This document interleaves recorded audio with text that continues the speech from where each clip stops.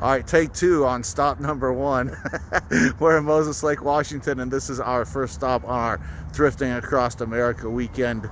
It is Friday afternoon, and I don't know where we're going to stop tomorrow, but we will hit several other thrift stores on our way back to Texas.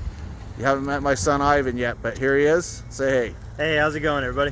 And he does all the editing for these videos, as well as I use him as a sounding board. So we're going to go see what we can find at Goodwill. All right, we're stopped at stop number 2, Thrift Across America. Where are we at, Ivan? We're a few miles down the road at Spokane, Washington, here at Goodwill.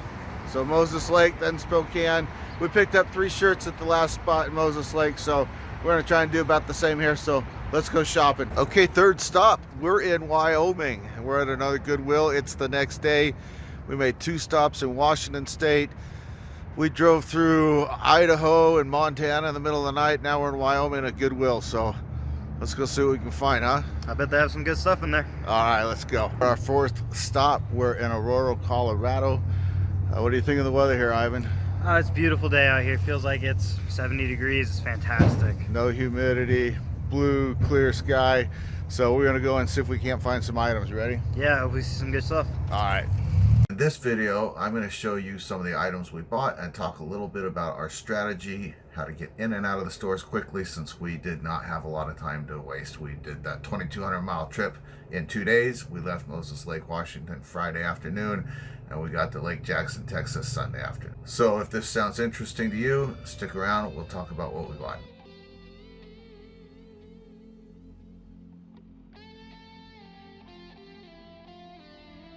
Hey, welcome to the Part-Time Hustle, where we talk about how you can save money, and make that money grow for you. We talk largely about thrifting on this channel, as that is the main method outside of my 9-to-5 job that I use to generate a little extra income. I guess you could say that's my part-time hustle at this point. And I just got back from a 2,200 mile thrifting road trip. 2,200 miles from Moses Lake, Washington to Lake Jackson, Texas. No, it wasn't really a thrifting road trip by design. I flew up to Moses Lake, Washington with my son, who's 25, and we drove back with the car that we were picking up. So had 2,200 miles to cover, and we decided to hit a few thrift stores along the way. First, let's talk about my strategy for getting in and out of the stores quickly and getting quality items that I can make money on.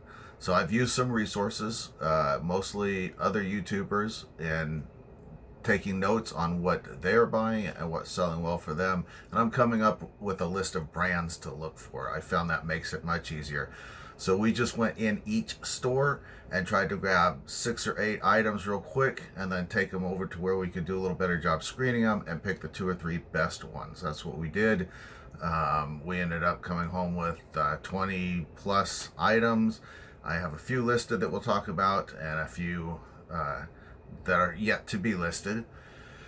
The first one that is listed that we'll talk about is this 511 Tactical shirt. It's got snap closures, but it's a button-up shirt. Sold comps for these in good to excellent condition are between $20 and $25. This one, however, has a substance on the sleeves. Looks like some sort of adhesive. Probably guy got it on the shirt while he's at work or something. And one small spot up here. I decided to list it anyway, and I've got it listed at $17 and free shipping. So we'll see how that works out for me. The next one we have is this Cabela's long sleeve hunting / shooting shirt. If you look at it, it's got the reinforced elbow down to the sleeve. Very heavy denim type fabric. Really nice feeling quality shirt. I've got that listed at $22. Next one is a Dickies work shirt. It's an XXL. I've got it listed at $22. I got an offer of $18, and maybe I should have taken it, but I figured the offer came pretty quick. I'd hold out for better. I countered with 20 and haven't heard back yet. So that may be the first item to sell. We will see. Next on the list is this Ducks Unlimited pullover sweatshirt that zips. It's got about a 1/4 zip on it. Excellent condition. Sold comps on these are more than I've got mine listed for. I'm just trying to get some items sold. I've got mine listed at $22 plus free shipping. I paid between $5 and $7 for all these items, just so you know what I've got into them. The next one is a men's Duluth Trading Company shirt. It's long sleeve pullover, 3/4 button, heavy and warm, and I've got mine listed at $22 with free shipping. The next one is a Roper Vintage Western long sleeve button-up shirt. Again, it's actually snaps. Sold comps on this are between $20 and $30. I've got mine listed at $22. The Roper brand, the sold comps start about $12. But when you get to where you've got the pattern like this one does, it's got the Broncos on the front. When you get to those patterned shirts, they're well into the $20 plus range. So I've got mine listed at $22. Next up is another hunting / shooting shirt. This one is from Sportsman's Warehouse.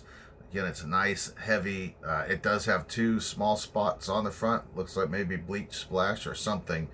I've got those, of course, pointed out in the photos and the description. Other than that, the shirt's in excellent condition, heavy duty, durable, warm for the winter. It seems like the right time to be selling these type of shirts. If you notice there's a pattern, I'm focusing on heavier, long sleeve, winter wear. So we'll see if it sells better right now. Last thing on the list that's already been listed is this Sun Mountain Rainflex windbreaker. It's a golfing brand. It's in excellent condition. I've got it listed at $25. I was a little hesitant about that because it does have a small logo on it for Hayden Lake Golf, which is Idaho, somewhere up there. It's a country club. That may detract from the value a little bit, but this brand and this type of jacket seems to be selling really well. So that's what I've got them listed at. Now, as far as sticking to my goal of having a list of brands that I'm looking for, I didn't do all that great. Of the ones I've got listed so far, the Duluth long sleeve button down and the 511 Tactical are the only 2 that are really on my list. So I need to be a little more disciplined with that. I did pick up some other things that were on the list though that aren't listed yet. So I just show you. I got this, let's see if that shows, maybe not. It's an Untuck brand, and supposedly they sell pretty good. This shirt's in excellent condition. It's a long sleeve, more of a dress shirt than a winter wear type shirt, but it was $6 at the thrift store, so I picked that up. And then also on anybody's list these days seems to be Carhartt. So I bought this. It's a short sleeve, button down work shirt. So it's a nice shirt. We got some other items too, but those were 2 that are on my list of items that I'm specifically looking for. Managed to find them. We'll see how well they sell. By the time this comes out, maybe I'll have sold a few items. I'll put them down in the show notes below. But all right, so we're filming the outro to this video, and we've got 3 generations of part-time hustlers. I'm Joe. This is my son Ivan, and this is my grandson Sebastian. Can you say hi? Hi. Yeah. So yeah, Ivan and I just finished a 2,200-mile road trip where we did some thrifting. How do you think that went?